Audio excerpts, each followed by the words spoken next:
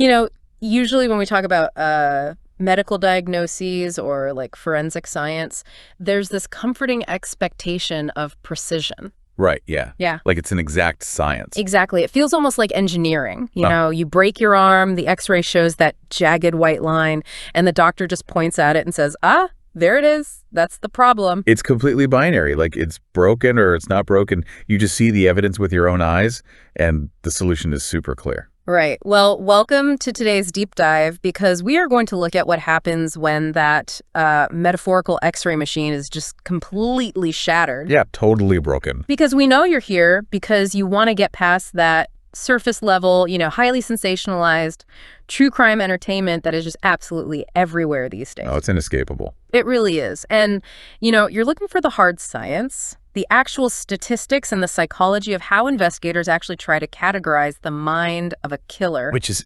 incredibly complex. It is. And to navigate this really dense diagnostic landscape, we're pulling from this massive, honestly fascinating stack of sources today. Yeah, we really are. I mean, we've got original FBI bulletins from, the 1980s? Yep, the 80s, plus modern neurological brain scan studies, forensic psychology papers on this thing called multidimensional scaling. Which is wild, by the way. It's so wild. Yeah. And we're also looking at statistical extrapolations on missing persons and medical journal reviews focusing specifically on healthcare killers. It is a really comprehensive stack.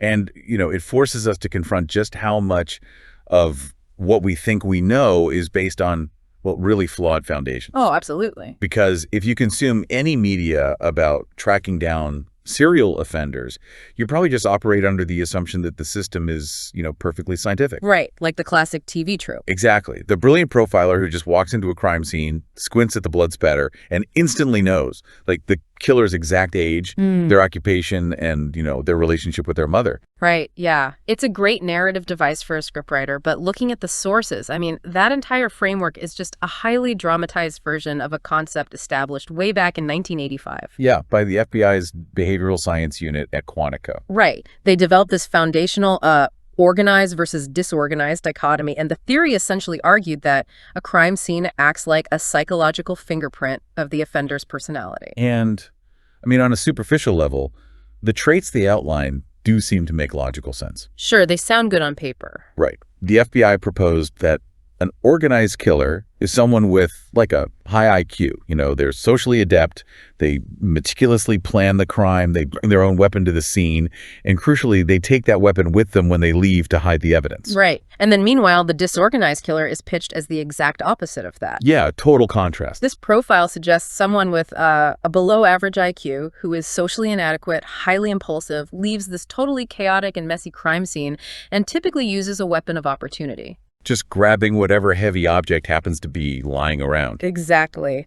Which, brings us to the counter research by David Cantor and his team from the University of Huddersfield, because they decided to actually test this strict FBI dichotomy. Using a really interesting statistical method called smallest space analysis, they analyzed the data across 100 different serial killings. Okay, wait, I want to pause here really quickly because this statistical method is fascinating. How exactly does smallest space analysis work in this context? Because it sounds incredibly dense. Yeah, it does sound dense, but think of it like mapping out a three-dimensional web or like a constellation of stars. Okay. So every single action taken at a crime scene, like finding a victim, hiding a body, leaving a weapon, is a single dot in this web. Got it. And the computer basically draws lines between these dots based on how frequently they happen together.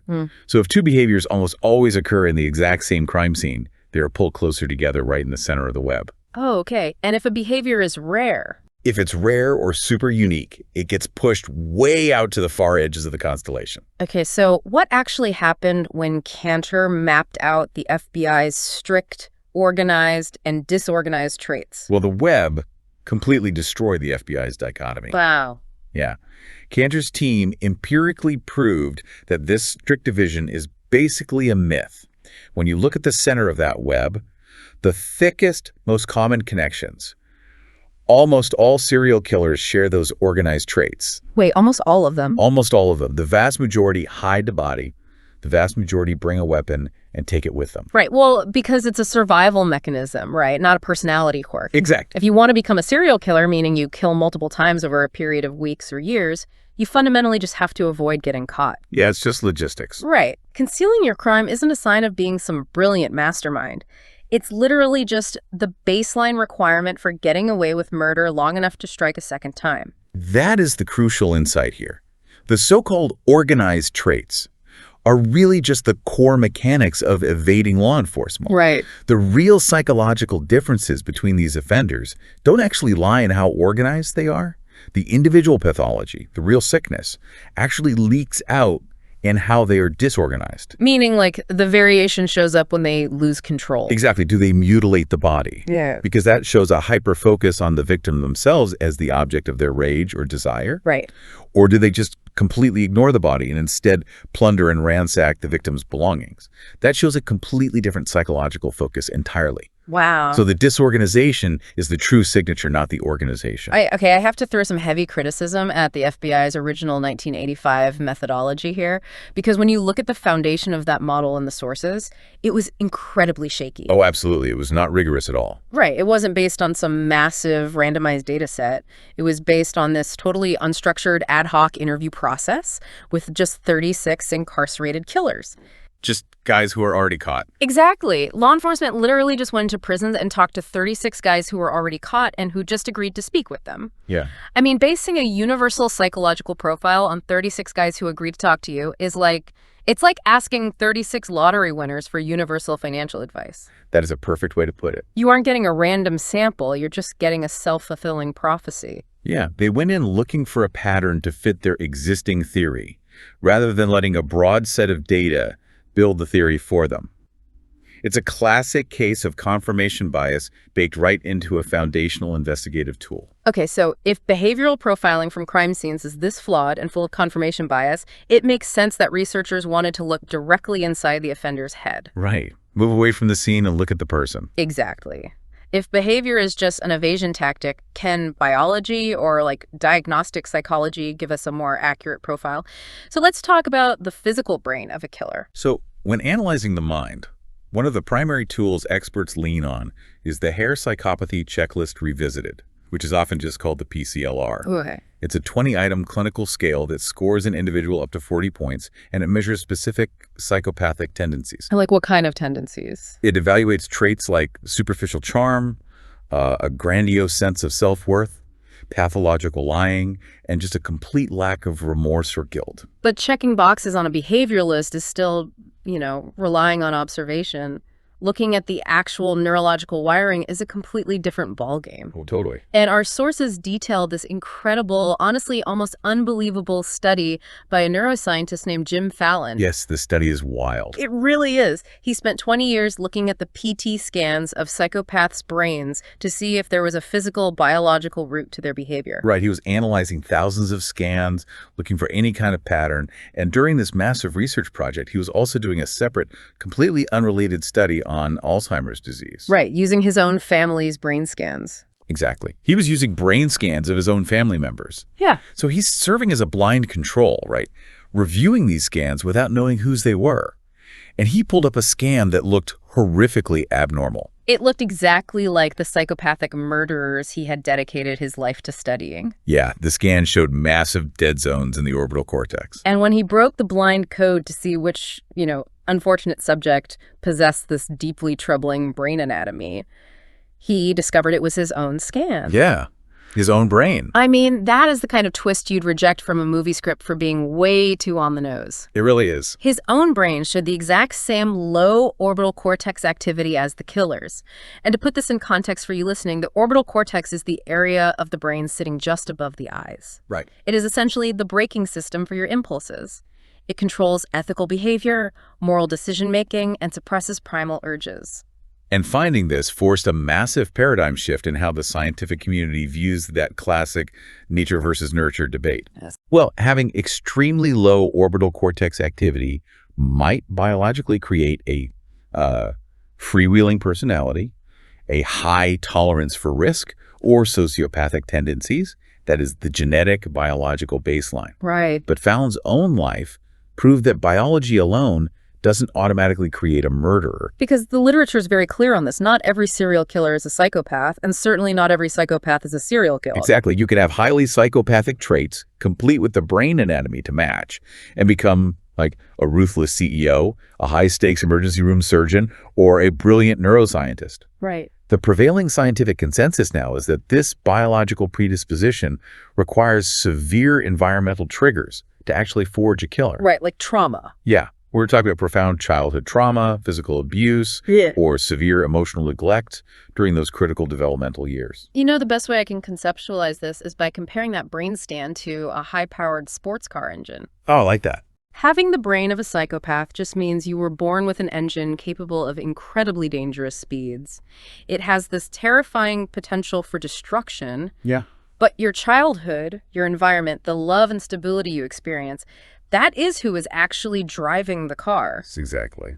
Fallon had the dangerous engine, but a healthy, highly supportive upbringing kept his hands firmly on the steering wheel, just driving on the right side of the road. Basically, biology simply loads the gun. The environment is what ultimately pulls the trigger. Man. Which brings us to a terrifying mathematical realization. Yeah, the numbers. Think about the cascade of failures we've just discussed here. Behavioral profiling is highly inaccurate, and biological destiny isn't a guarantee of criminal behavior. Right. So how good is law enforcement at actually catching these offenders? Because the statistical reality outlined in our sources suggests society is missing far, far more victims than we even want to imagine. It's pretty bleak. We have to look at the math of murder and this chilling sociological concept known as the missing. Yeah, and to really grasp the concept of the missing, we have to clear away some of the old media hysteria that sort of clouds this topic. Definitely. Back in the 1980s, during the height of the serial killer panic, the media, and even some experts, honestly, were throwing around these wildly exaggerated claims. Right, like the numbers were just huge. Yeah, they were warning the public that there were up to 6,000 serial murder victims a year and 500 active, distinct killers roaming the highways at any given time. Which created absolute societal panic. Everyone thought a mastermind was just lurking in their suburban neighborhood. Right, but modern, sober statistical estimates are much, much lower.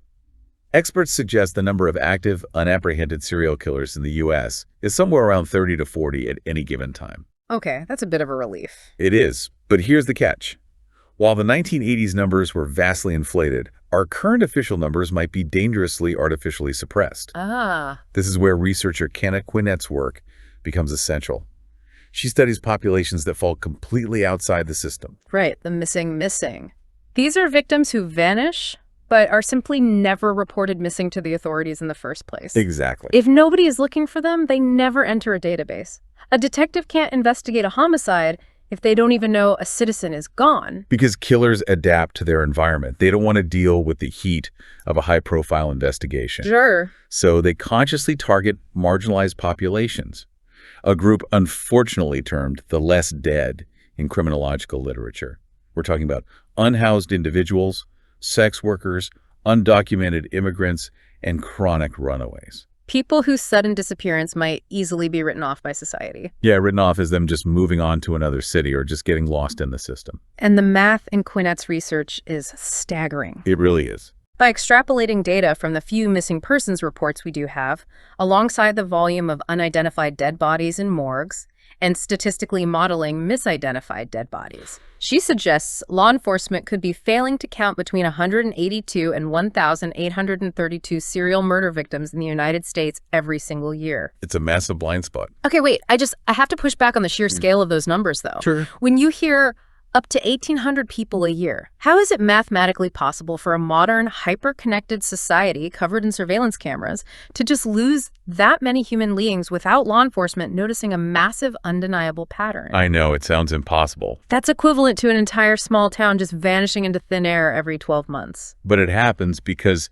killers intentionally exploit our societal blind spots. They adapt their frequency and their victim pools specifically to avoid generating that undeniable pattern. Like how? Well, take Gary Ridgway, the Green River Killer. At his peak, he was killing 4 to 5 women a month. That is an astonishing, almost industrial rate of murder. But because he exclusively targeted the less dead women living on the absolute fringes of society, It took years for the true scale of his crimes to be recognized by the broader public and the police. So they don't just find physical hiding spots, they literally hide inside society's indifference. They do. And this camouflage becomes even more effective when you look at geographically stable offenders. Right. Consider female serial killers who actually operate very differently from the roaming predators we see in movies. Right. They aren't usually highway drifters. Exactly. Instead, they specifically target victims whose natural deaths won't raise any alarms whatsoever. Right. We are talking about highly vulnerable populations like young children, the profoundly ill, or the elderly. When an 85-year-old patient with a severe heart condition dies quietly in her sleep, nobody calls for an autopsy. It's just expected. And, that natural camouflage transitions us into what is arguably the most horrifying subset of the missing. Yeah, this is where it gets really dark. Because the concept of targeting victims whose deaths won't raise any alarms leads us straight into the sterile, brightly lit corridors of our hospitals. It's terrifying. We have to confront the reality of those who are murdered in plain sight by the very people sworn to heal them. We are talking about medical serial killers. Yeah. The clinical term for this phenomenon is clinicide, or healthcare serial killing. Right.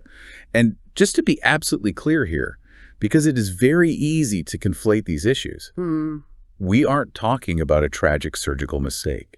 We aren't talking about medical malpractice, incompetence, or even euthanasia where a terminal patient asks for their suffering to end. This is totally different. Clinicide is intentional murder with malice aforethought committed by a healthcare professional using their medical access as a weapon. And the sources outlined 3 distinct typologies for these killers. I'm really curious how psychologists separate them, because the motivations seem like they would be incredibly varied. They are. The first typology is the medical serial killer. These are the individuals seeking a perverse psychological thrill or absolute power over life and death. Like who? You look at Dr. Harold Shipman in the UK, who may have had 250 or more victims, or Dr. Michael Swango in the US. Okay. Then the second typology is the treatment killer. These are doctors who knowingly and repeatedly use deadly, entirely unscientific treatments on patients, completely ignoring all risks and mortality rates just to fuel their own ego. Wow. Yeah, like Dr. Harry Bailey or Jayant Patel. The third is the political mass murderer, like Joseph Mengele or the doctors of Japan's Unit 731, who commit atrocities under the sanction of a corrupted state apparatus. The psychology of that first group, the thrill seekers, is deeply disturbing. It's chilling. The sources actually detail the private diary of Dr. Michael Swango, which was used against him in his prosecution. In it, he wrote about what he called the sweet, husky, close smell of indoor homicide. I know. He literally wrote that causing the death of his patients was the only way he had of reminding himself that he was still alive. Which raises a profound question about the human mind. How do highly trained doctors, people who take the Hippocratic Oath and dedicate years to learning how to preserve life, psychologically process this level of evil? Right. How do they justify it? Psychologists point to 2 defense mechanisms: doubling and compartmentalization. Physicians naturally have to develop a somewhat desensitized medical self just to function. You can't break down crying every time you see trauma or blood. You have to do your job. But these killers take that necessary professional distance and just mutate it. They take it to a pathological extreme. They construct 2 entirely separate moral frameworks. One is the ruthless, godlike killer operating in the intensive care unit, making life or death decisions on a whim. And the other. The other framework is the perfectly normal, charming family man who goes home, plays with his kids, and pays his taxes. They completely wall off the guilt by convincing themselves that the doctor committed the act, not the husband. And the motives behind that God complex are just fascinating. Sometimes it's for financial gain, but often it's purely an ego trip. Very often. One of the most twisted variations we see in the sources is the hero killer. Oh, this one is rough. It really is. This is a nurse or doctor who intentionally induces a severe medical crisis, like stopping a patient's heart or administering a lethal poison, just so they can rush in, perform CPR, miraculously revive the patient, and be hailed as a savior by the family and their colleagues. Oh, unbelievable. It's exactly like a corrupt firefighter intentionally setting a building on fire just so they can kick the door down, pull someone out of the smoke, and get a metal pin to their chest. They manufacture the crisis just so they can control the outcome. And the terrifying part is, if they fail to revive the patient and the person dies, well, the patient was already in the hospital, already sick. The failure provides its own perfect cover story. Which exposes the ultimate question of this deep dive. Why does the system fail so spectacularly, and how do we actually fix it? Yeah, the systemic loopholes. Because if these medical killers are operating in highly regulated modern hospitals, surrounded by brilliant doctors and cutting-edge technology, why does it often take decades and sometimes hundreds of bodies to finally stop them? Well, the camouflage they use is nearly impenetrable because of their weapons of choice. They aren't using guns or knives. They use lethal doses of invisible, rapidly degrading drugs. Right. We are talking about insulin, fentanyl, potassium, or paralytics. The human body is a chemical machine. If a killer induces a massive heart attack with a lethal dose of potassium, by the time an autopsy is performed, if the family even requests one, the body's natural decay process has already elevated its baseline potassium levels. So the evidence just disappears. Exactly. The weapon literally vanishes into the body's own natural chemistry. But invisible drugs are only half the problem. The institutions themselves throw up massive roadblocks to justice. Well, the cover-ups. Yeah. When you read the historical case files of these medical killers, hospitals have routinely been shown to obstruct internal investigations. They are terrified of massive civil lawsuits, the loss of their accreditation, and catastrophic public relations. So they just look the other way. Right. The alarm is almost never raised by hospital management or official medical examiners. The people who finally catch these killers are almost always their own co-workers. Yeah, the nurses on the floor. Exactly.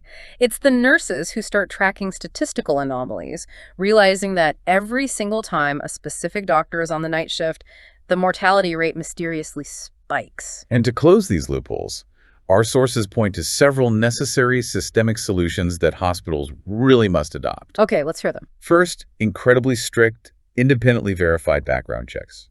It turns out that falsifying medical credentials or having mysterious, unexplained gaps in employment history is a massive red flag for this specific type of psychopathology. Makes sense. Second, hospitals need to implement a strict two-signature system for administering highly dangerous drugs like insulin or potassium. So essentially a mandatory buddy system for anything that can stop a heart.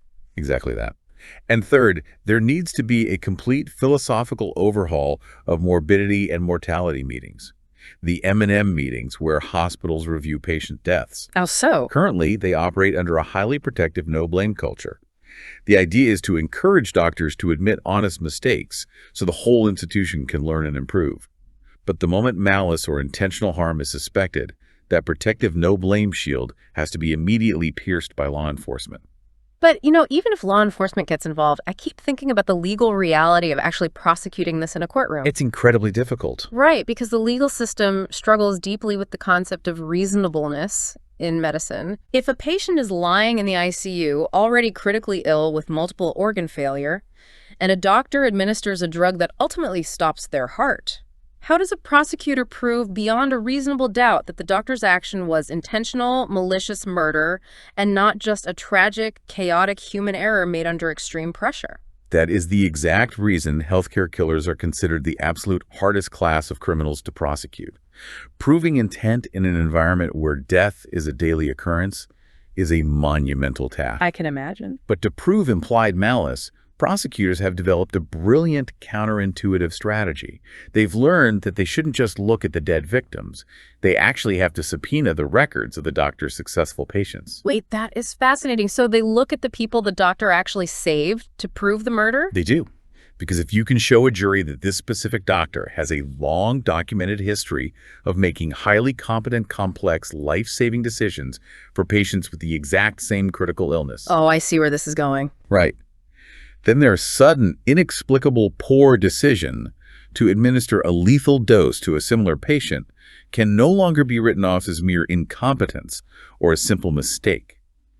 It exposes the action for what it is, a deliberate, malicious choice to do harm. Wow. The doctor's own high level of competence becomes the undeniable proof of their malice. Their success proves their guilt. It completely removes the "I just made a mistake" defense. It's the only effective way to pierce the incredibly thick veil of medical authority. Man, when you look back at the breadth of everything we've covered today, a powerful theme really emerges. It really does. We started by dismantling the Hollywood myth of the chaotic, disorganized monster, realizing that organization is just a mask for survival. Right. We looked at the biological wiring of a psychopath, seeing that even the most dangerous brain needs a triggering environment.